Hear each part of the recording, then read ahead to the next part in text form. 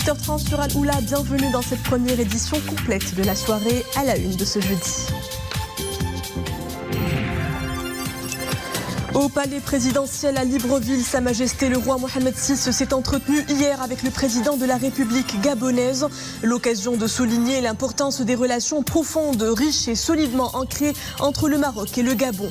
Le souverain a par la suite procédé à la remise d'un important don de 2000 tonnes de fertilisants aux agriculteurs gabonais.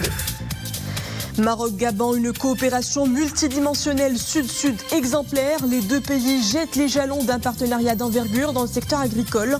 Rehaussé par le don marocain en fertilisant, une véritable révolution verte, de quoi assouvir les besoins alimentaires du continent et consolider l'ancrage du royaume en Afrique subsaharienne. Nous en parlerons avec l'analyste économique Driss Leissaoui.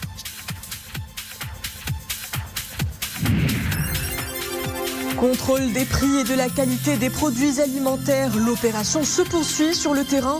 Menée d'arrache-pied depuis le début de l'année, la lutte des pouvoirs publics contre la surenchère semble déjà porter ses fruits.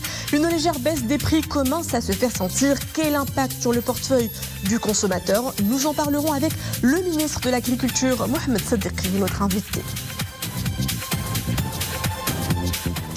Bonsoir, à la une de ce journal, l'entretien hier au palais présidentiel de Libreville de Sa Majesté le roi Mohamed VI avec son Excellence Monsieur Ali Bongo Ondimba, président de la République gabonaise. Le souverain a par la suite procédé à la remise d'un don de 2000 tonnes de fertilisants aux agriculteurs gabonais en présence du président de la République gabonaise, Tissel Hamdaoui.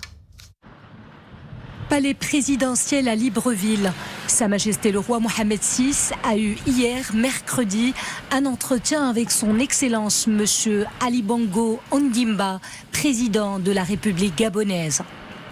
Cet entretien, élargi par la suite au ministre des Affaires étrangères, de la coopération africaine et des Marocains résidant à l'étranger, Monsieur Nasser Bourita, à la ministre déléguée auprès du ministre gabonais des Affaires étrangères, Madame Yolande Nyanda, et au secrétaire général de la présidence de la République du Gabon, Monsieur Jean-Yves Tail. Cet entretien a été l'occasion de souligner l'importance des relations profondes, riches et solidement ancrées entre le Maroc et le Gabon, ainsi que les liens forts de fraternité et de solidarité entre les deux peuples. Au cours de leur entretien, Sa Majesté le roi et le président gabonais ont passé en revue l'état du partenariat bilatéral dans tous les domaines.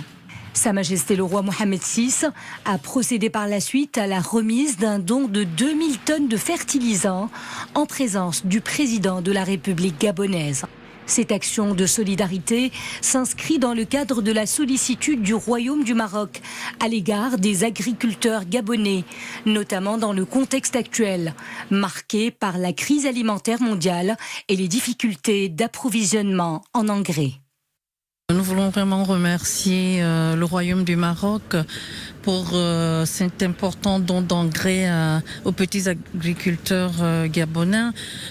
Comme vous le savez, le Gabon est engagé dans un programme d'autosuffisance alimentaire et également de réduction de nos importations alimentaires. Donc cet important don qui matérialise une fois de plus l'excellence des relations entre le Royaume chérifien et la République gabonaise ne viendra que soulager les petits agriculteurs gabonais et nous en sommes gré. Conformément aux très hautes instructions royales, à la suite de cette opération, une action structurelle sera entreprise avec l'objectif de permettre aux agriculteurs de ce pays frère l'accès à des fertilisants de qualité, abordables et spécifiquement adaptés aux besoins des sols et cultures de la région. Les relations entre le Maroc et le Gabon sont exemplaires, une coopération multidimensionnelle dont les domaines clés ne cessent de s'élargir. Parmi ces secteurs, l'agriculture. Le Gabon veut s'inspirer du savoir-faire et de l'expérience marocaine modèle. Mieux encore, le pays bénéficie du soutien du Royaume du Maroc en matière de sécurité alimentaire. Nissena Ousdar nous équipe à Libreville. Le Gabon, un pays qui accorde un intérêt particulier au secteur agricole. Les potentialités de ce pays sont énormes, les efforts aussi. Mais les résultats obtenus demeurent en deçà des objectifs escomptés. Le secteur ne participe qu'à hauteur de 5% au PIB du Gabon, mais il reste tout de même l'un des grands pourvoyeurs d'emplois, toutes filières confondues. L'activité ici, c'est la production des légumes. Donc, la production des cultures maraîchères, ce sont des légumes fruits, des légumes feuilles et quelques légumes racines qui sont produits pour approvisionner la ville de Libreville en produits frais. Pour maximiser le rendement, le Gabon peut compter sur la coopération sud-sud prônée par le Royaume, une coopération agissante et solidaire. Elle se traduit aussi par l'aide du Maroc en matière d'engrais.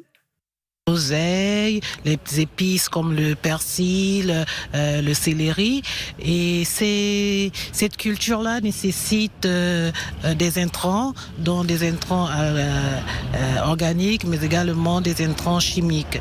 Et c'est dans ce cadre-là que le Maroc a pu accorder un don d'engrais chimiques à l'endroit des exploitants gabonais, des agriculteurs gabonais, dans le but de pouvoir les accompagner dans leur agriculture, dans leur profession. L'aide marocaine au Gabon pour un secteur aussi vital est un coup de boost pour aider le pays à réduire la forte dépendance alimentaire à l'étranger. L'État gabonais cherche d'ailleurs à inverser la tendance. Il peut compter sur l'expertise, le savoir-faire et l'aide effective d'un pays frère et ami comme le Maroc. Pour en parler, l'analyste économique Driss Issaoui nous rejoint par Skype depuis Harhoura. La visite de Sa Majesté le Roi au Gabon et le don en fertilisant fait par le souverain aux agriculteurs gabonais consolident davantage l'ancrage du royaume en Afrique subsaharienne. C'est un signal fort de la solidarité agissante sud-sud dans un contexte de crise alimentaire mondiale, Sile Issaoui. Oui, effectivement. Vous savez, la politique africaine du Maroc, du royaume du Maroc, est une politique extrêmement intelligente. Elle a été depuis longtemps basée sur un certain nombre de ressorts, notamment l'approche économique, l'approche culturelle et l'approche historique. Et avec le Gabon, c'est une longue histoire de partenariat entre le Gabon et le Maroc. Et là, le partenariat au plan technique, au niveau de l'agriculture, est un partenariat qui a été tissé depuis des années. Et aujourd'hui, il y a un soutien technique, un soutien permanent des Marocains vis-à-vis du Gabon que nous retrouvons à travers les ingénieurs, les techniciens marocains qui travaillent de manière permanente pour faire en sorte que le partenariat soit véritablement un levier important de développement du Gabon et de tous les pays africains qui sont aujourd'hui des pays qui sont censés jouer un rôle extrêmement fort à l'avenir. L'avenir de l'humanité se situe en Afrique. Driss Issaoui, vous venez de le dire, le Maroc, sous l'impulsion de Sa Majesté le Roi, a pris des engagements en vue d'accélérer la croissance agricole et de réaliser un développement durable en Afrique. Aujourd'hui, l'enjeu est de taille que l'Afrique se donne les moyens d'atteindre une autosuffisance alimentaire ? Oui, c'est-à-dire en dehors du fait de réaliser l'autosuffisance alimentaire, qui est un objectif stratégique fort, le Maroc aide les pays africains à maîtriser en profondeur toutes les technologies liées à l'agriculture. Et ici, le fait que l'office chérifien des phosphates donne ces produits-là, ça veut dire que nous sommes véritablement à l'écoute et que, de toute manière, toutes les techniques du Maroc vert, de la génération verte, etc., vont bénéficier aux agriculteurs au Congo, disons au niveau du Gabon, et fera en sorte que ce pays deviendra véritablement un exemple à suivre. Et de toutes les manières, le Maroc est toujours le bienvenu au niveau du Gabon, le bienvenu au niveau de l'Afrique. Et je pense que le Maroc a bien compris son rôle et que les choses se déroulent de manière très satisfaisante au niveau de ces pays. Justement, le Maroc qui s'impose comme un leader grâce à la vraie vision royale, un leader de l'agriculture à l'échelle africaine avec à la clé le plan Maroc vert, Génération Green pour le développement de l'agriculture. Les pays africains gagneraient à renforcer davantage leur coopération avec le Maroc pour faire de l'Afrique une vraie puissance agricole ? C'est ce que le Maroc a essayé de faire à travers sa politique africaine. Parce que l'idée, c'est quoi ? L'idée, c'est de se dire, nous sommes au Maroc, nous avons une technologie, nous savons un savoir-faire, partageons-le. faisons en sorte de devenir véritablement des pays qui ont la capacité justement d'aller vers l'avenir. Et je pense que les Africains sont bien outillés pour ça. Aujourd'hui, je pense qu'on reviendra toujours à un discours que Sa Majesté le Roi avait fait en Côte d'Ivoire pour dire que l'Afrique n'a besoin que de l'Afrique. On n'a pas besoin de gens qui vont venir nous enseigner qu'est-ce qu'il faut faire.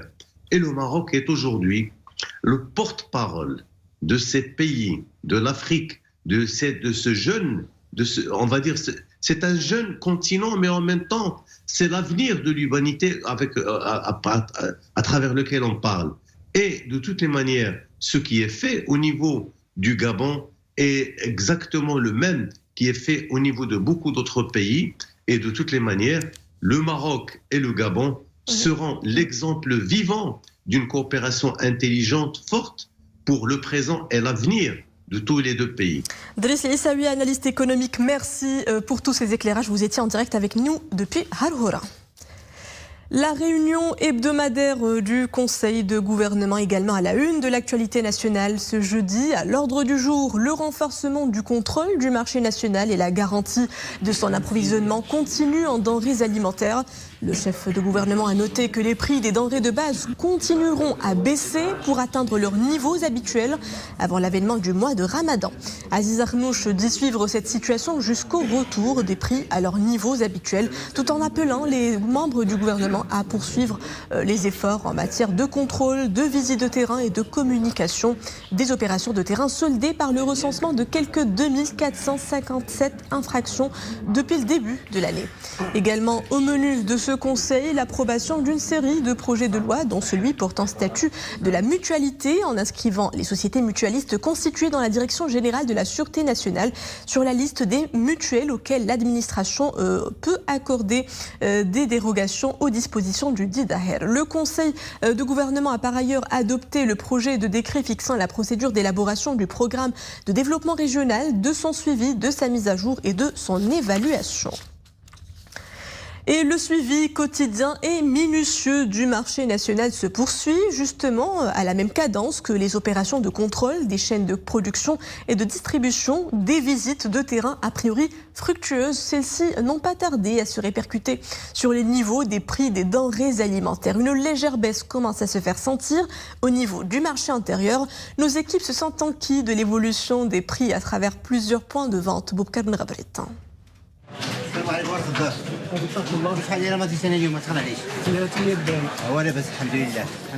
8 dirhams le kilogramme, la tomate retrouve des couleurs. À l'approche du mois de Ramadan, on ne parle que d'elle. Négociée à plus de 12 dirhams le kilogramme il y a quelques jours sur les étals des marchés, son prix est aujourd'hui en baisse. C'est le cas à Agadir et Khmisset. Les consommateurs retrouvent le sourire.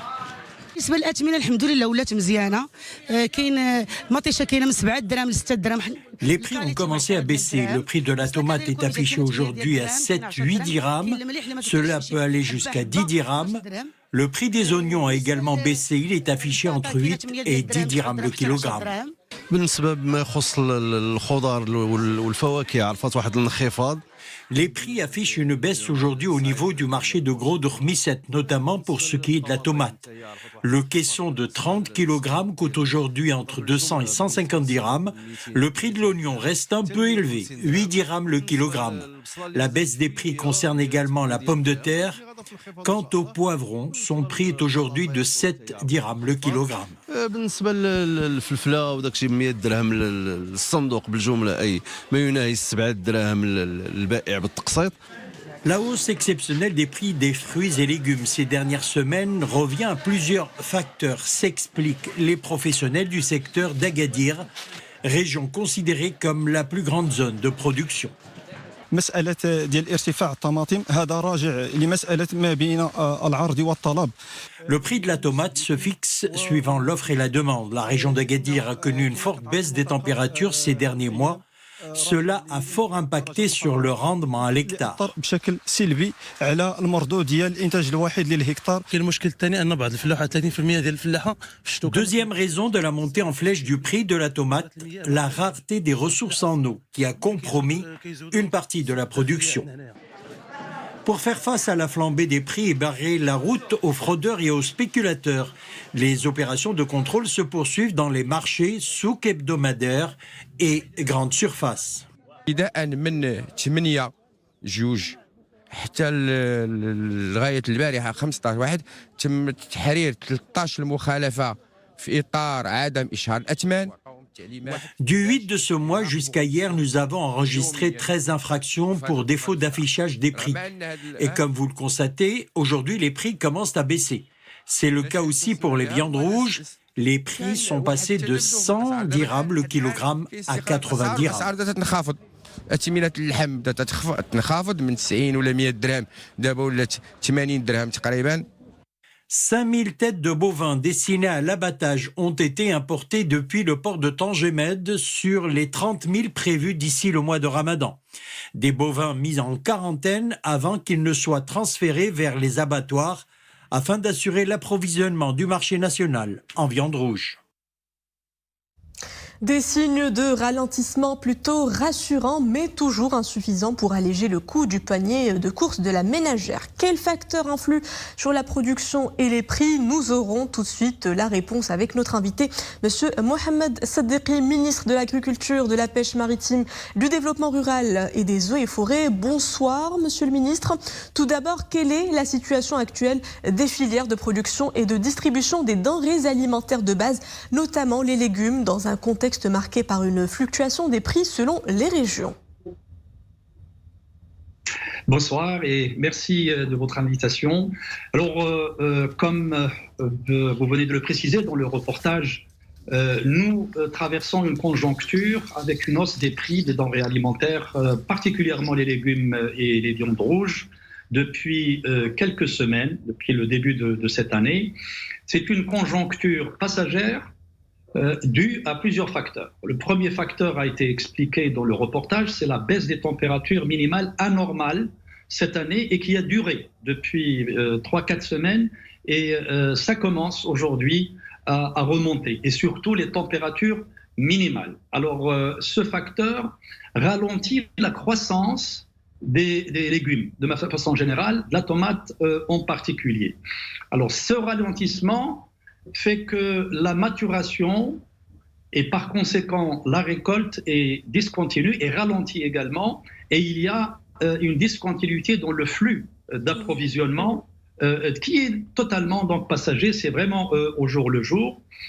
Le deuxième facteur, et il faut le mentionner, c'est la transition entre les saisons. Nous sommes passés de la saison d'automne vers la saison de printemps, plutôt d'hiver, et évidemment, les productions connaissent des diminutions et puis des remontées en passant d'une saison à une autre, d'une culture à une autre.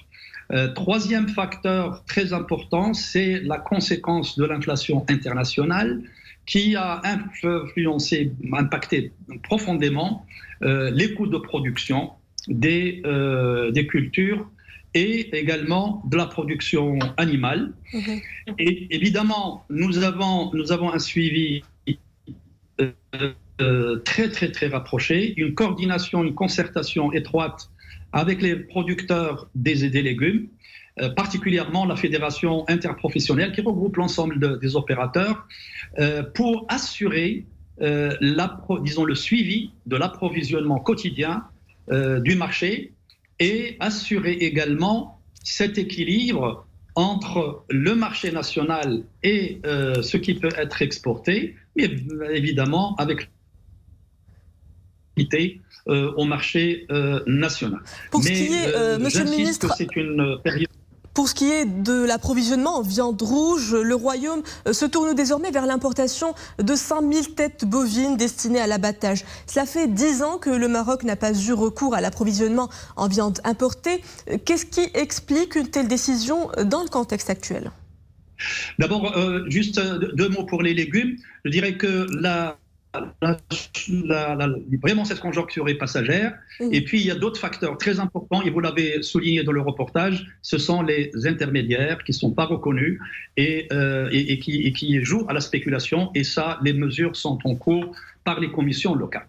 Concernant la production animale et les viandes rouges en particulier, évidemment, nous avons franchi des étapes très très importantes en matière de production de viande rouge dans notre pays grâce au plan Maroc Vert, en passant de 450 000 tonnes à 606 000 tonnes exactement en 2019.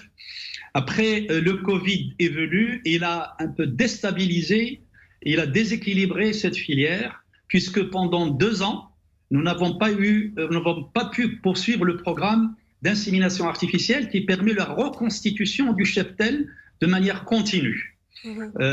Et puis l'année dernière, nous avons eu cette sécheresse qui a été très longue. C'était l'année pour reconstituer. Elle a été très longue. Elle a affecté sérieusement le cheptel également en raison donc de l'alimentation. Ces aliments qui ont augmenté en termes de prix de 40%. Et évidemment, aujourd'hui, nous avons eu recours dans le gouvernement à une action ponctuelle, mais vraiment, je dis ponctuelle, pour approvisionner le marché national par l'importation donc de bovins, et pour ne pas abattre les animaux et ne pas abattre donc le cheptel que nous avons pour pouvoir le reconstituer après. Donc il s'agit de quelques mois pour approvisionner le marché national, et c'est une période exceptionnelle parce que nous avons supprimé les droits de douane qui étaient à 200%. On les avait mis à 200% parce qu'on voulait protéger justement la production nationale. Suppression de la TVA parce que les prix à l'international étaient encore très, très élevés. Donc avec la TVA, aujourd'hui, on commence à recevoir donc chaque jour, depuis plus d'une semaine, depuis une dizaine de jours, des arrivages. Vous avez parlé donc de 5 000 qui est arrivé, mais nous avons plus de 30 000 d'engagements. Et nous avons 43 importateurs. Monsieur le ministre, d'où proviennent les bovins importés ? Alors, nous avons l'Europe, l'Espagne, nous avons la Hollande, nous avons l'Allemagne, mais plusieurs pays d'Europe, donc à travers l'Espagne. Et nous avons le Brésil, nous avons l'Uruguay. Aujourd'hui, c'est à ce niveau-là que les 43 importateurs ont engagé donc leurs achats. Vous avez parlé de conjoncture passagère, d'actions ponctuelles pour ce qui est de l'approvisionnement en légumes. Il en est de même pour les bovins importés. Monsieur le ministre, certainement, vous ne comptez pas vous arrêter à ce niveau-là. Vous allez continuer à mettre en œuvre des solutions pour conserver cette tendance baissière des prix et assurer un approvisionnement continu du marché intérieur. Exactement, mais c'était toute la philosophie de Plan Maroc Vert, et aujourd'hui c'est celle de la génération Green qui a l'approche des chaînes de valeur, c'est-à-dire raisonner la production du producteur au consommateur, et on va engager des contrats-programmes donc la prochaine session du SIAM avec les producteurs de toutes les filières. Nous avons 21 filières, et donc c'est sur le plan stratégique en matière d'équilibre de ces filières, et également on va s'attaquer à l'aval de ces filières en matière de valorisation et en matière de commercialisation justement, parce que tous nos circuits de commercialisation au niveau du marché interne restent à moderniser en matière de logistique, mais en matière aussi de fonctionnement, et ce sont là des objectifs extrêmement importants de la génération Green qui a été lancée par Sa Majesté, que Dieu l'assiste, en 2020. Je vous remercie, Monsieur Mohamed Saddeqi, ministre de l'Agriculture, de la Pêche maritime, du Développement rural et des eaux et forêts. Merci pour tous ces éclairages. Merci beaucoup à vous. Coopération économique, le Maroc se félicite du dynamisme de l'accompagnement de la Banque européenne pour la reconstruction et le développement. C'était lors d'une rencontre tenue aujourd'hui à Rabat entre le chef du gouvernement Aziz Akhnouch et la présidente de la BERD, Odile Renaud-Basso, accompagnée d'une délégation de l'institution bancaire. Les entretiens étaient l'occasion de passer en revue les différents volets de la coopération entre le Maroc et la BERD. Le chef du gouvernement a exprimé son aspiration à poursuivre le renforcement du partenariat entre les deux parties dans le cadre d'une stratégie ambitieuse en harmonie avec la vision clairvoyante de Sa Majesté le roi Mohamed VI, capitalisant sur l'accélération du développement de l'économie verte, le traitement du stress hydrique et la consécration de la régionalisation avancée en tant que vecteur de développement économique des régions. Pour sa part, Madame Renaud-Basso a salué les avancées du royaume dans le domaine du renforcement et de la modernisation de son réseau d'infrastructures infrastructures, la construction de stations de dessalement d'eau de mer. Direction Addis Abeba, où se poursuivent à huis clos les travaux de la 42e session ordinaire du Conseil exécutif de l'Union africaine, avec la participation du Maroc en prélude au sommet de l'Union prévu ce week-end. Le Maroc est représenté à cette 42e session par le ministre des Affaires étrangères, de la coopération africaine et des Marocains résidant à l'étranger, Nasser Bourita. Le leadership de Sa Majesté le roi Mohammed VI dans la mobilisation de l'action collective pour relever les défis urgents du changement climatique en Afrique a été hautement salué par les participants à la réunion ministérielle sur les défis croisés des changements climatiques et de l'agenda femmes, paix et sécurité en Afrique. Nisrina Ousdar relaie pour nous l'ordre du jour. Dans le contexte des défis cruciaux posés par le changement climatique et son impact sur la paix, la sécurité et l'autonomisation des femmes, les participants réitèrent leur engagement à favoriser une action multilatérale efficace et plutôt orientée vers l'action. C'est des problèmes économiques. Des problèmes qui sont fondamentalement économiques. Et pour que nous puissions sortir de nos guerres, de nos violences, de ce qui arrive, nous devons faire en sorte que les femmes soient au centre du développement de l'Afrique. C'est un side event qui va traiter du nexus entre le genre, les changements climatiques et la paix et la sécurité.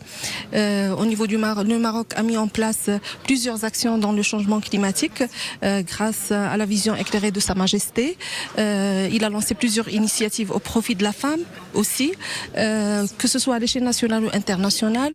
L'Afrique est le continent qui contribue le moins au changement climatique, mais qui en subit la plupart des conséquences néfastes. L'impact spécifique du changement climatique sur les États insulaires africains et ceux du Sahel est vivement débattu, ainsi que les moyens d'y faire face, car il y va de la sécurité, de la stabilité et de la prospérité de tout un continent. C'est vraiment que cette alliance qui a été créée par le Maroc soit effective pour qu'on puisse travailler ensemble. Donc ce qu'on a vu pendant tous les intervenants ici, c'est de dire qu'il faut avoir une coordination, il faut travailler ensemble. Nous avons tout, on a les problèmes on connaît, les solutions on connaît. C'est la question des changements climatiques et de sa sectorialité avec la question de femmes, paix et sécurité. Je l'ai dit dans mon discours et je tenais le document du plan d'action national genre femmes, paix et sécurité du Maroc. Nous célébrons le premier anniversaire de son adoption et le processus de son élaboration a été très participatif. Les participants ont aussi rappelé la feuille de route fournie par l'agenda 2063 pour le développement durable. Agenda qui repose sur l'égalité entre les hommes et les femmes et l'adaptation au changement climatique. Et dans ce sens, les participants ont lancé un appel urgent aux Nations Unies, et cela pour soutenir les programmes jusqu'ici déclinés. Place à présent à cette information qui nous vient de parvenir, le bilan des décès parmi la communauté marocaine en Turquie dans le violent tremblement de terre qui a frappé le sud du pays s'élève désormais à 13. C'est ce qu'indique l'ambassade du Royaume à Ankara. 3 nouveaux décès ont été enregistrés, s'ajoutant ainsi aux 10 annoncés plus tôt, précise encore la représentation diplomatique. Et avant de vous quitter, coup d'œil sur les couleurs du ciel et la pluie qui sera encore au menu cette semaine avec de fortes pluies, parfois orageuses, attendues ce soir et demain dans plusieurs provinces du Royaume. Il pleuvra généreusement à Ouarzazate, Tata, Taroudan et Zagora avec des hauteurs de pluie comprises entre 100 et 150 mm. Des pluies moins abondantes s'inviteront jusqu'à demain midi à Essaouira, Safin, Zganait Meloul, Chokait Baha, Agadir et Daoutanan, Tiznit, Chichawa, Taroudan, Guelmim et Sidi Ifni avec des hauteurs prévues oscillant entre 30 et 40 mm. Et nous arrivons à la fin de cette édition. Merci à vous de l'avoir suivi. Le retour de l'information à 20h30 avec le journal Aïssia. Très bien suivi des programmes à tous sur Al-Oula.